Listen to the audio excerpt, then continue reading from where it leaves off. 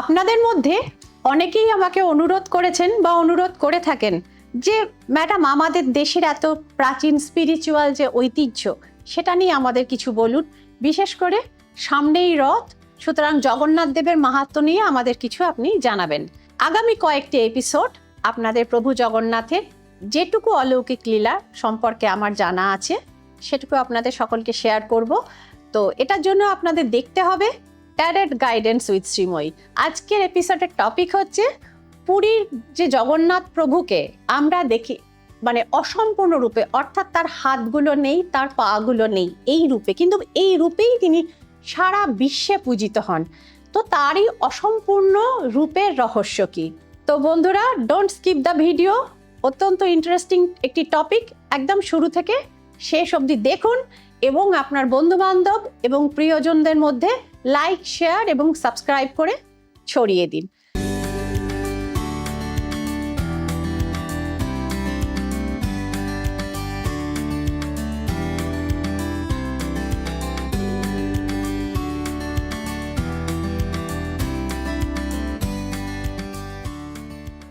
তো বন্ধুরা, এটা অনেক পুরনো কথা। দাপর যুগের প্রায় শেষ তখন ভগবান শ্রীকৃষ্ণ দেহত্যাগ করলেন জরা নামক একজন ব্যাধের স্বরবিদ্ধ হয়ে, অর্থাৎ তার যে নিক্ষিপ্ত বাণ শ্রীকৃষ্ণের চরণ ভেদ করে এবং তার পূর্ব অভিশাপ মতো তিনি দেহত্যাগ করেন। কিন্তু অর্জুন যখন তার চিতা সৎকার করেন তখন সমস্ত দেহটি পুড়ে গেলেও তার শরীরের হৃৎপিণ্ডটি তখনও জ্বলন্ত এবং জীবন্ত ছিল।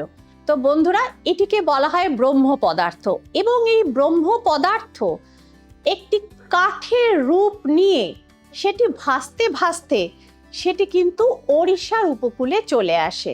তো ওড়িশার তখন রাজা ছিলেন মহারাজ ইন্দ্রদ্যুম্ন। তো এই ইন্দ্রদ্যুম্ন মহারাজ একদিন রাত্রিবেলা তিনি ঘুমন্ত অবস্থায় স্বপ্ন দেখলেন যে স্বয়ং শ্রী নারায়ণ তাকে স্বপ্ন দেখাচ্ছেন এবং তিনি বলছেন একটি কাষ্ঠখণ্ডের মধ্যে তার শরীরে হৃৎপিণ্ড বা ব্রহ্ম পদার্থ রয়েছে, সেই কাষ্ঠখণ্ড তুমি উদ্ধার করো এবং আমার মূর্তি তৈরি করে স্থাপন করো। তো মহারাজ ইন্দ্রদ্যুম্ন স্বপ্ন দেখে তিনি উঠলেন এবং তার নির্দেশ মতো তিনি যখন সমুদ্র কিনারে পৌঁছলেন, পুরীর সমুদ্রের ধারে, তখন তিনি সত্যি প্রভুর বর্ণনা মতো একটি কাষ্ঠখণ্ড ভেসে আসতে দেখলেন এবং এই কাষ্ঠখণ্ডকে তিনি অতি যত্ন করে তার প্রাসাদে নিয়ে গেলেন যথাযোগ্য মর্যাদার সঙ্গে, এবং প্রচুর শিল্পী এবং ভাস্করদের তিনি ডাকলেন যে এই কাষ্ঠখণ্ড থেকেই তারা স্বয়ং নারায়ণের মূর্তি নির্মাণ করবেন এবং সেই মূর্তিতে প্রভুর তিনি পুজো করবেন। কিন্তু অদ্ভুত ব্যাপার হলো, যে শিল্পী এবং ভাস্করই আসেন না কেন, কেউ সেই কাষ্ঠখণ্ডে তাদের যে ছেনি বা তাদের যে অস্ত্র বা জিনিসপত্র টাচ করাতে, অর্থাৎ ছোঁয়াতে সক্ষম হলেন না।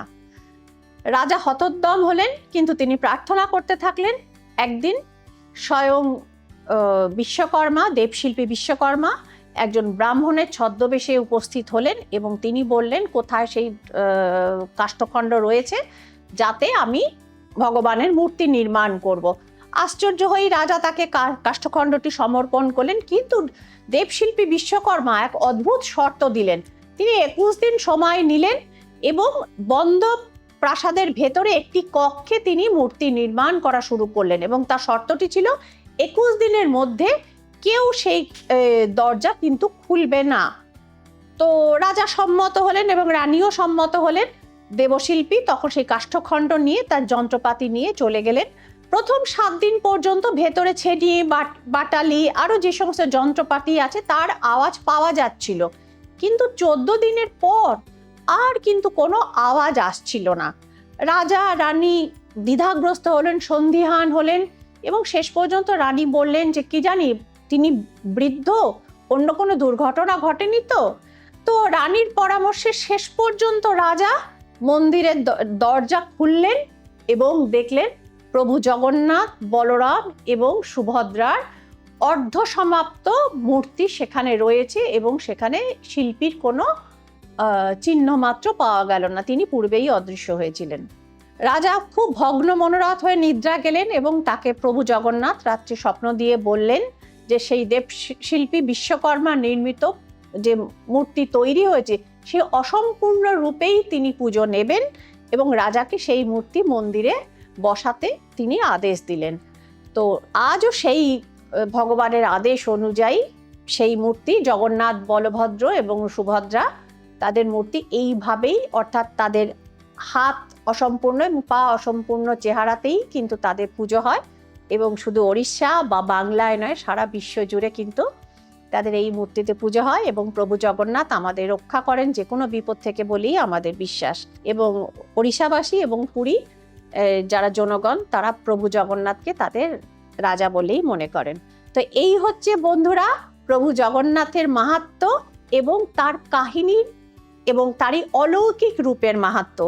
আপনাদের যদি ভালো লেগে থাকে, কোন জায়গা থেকে আপনারা এই ট্যারট গাইডেন্স উইথ শ্রীময়ী দেখছেন, আপনারা জানান এবং লাইক কমেন্টে জয় জগন্নাথ বলে আপনাদের মন্তব্য করুন।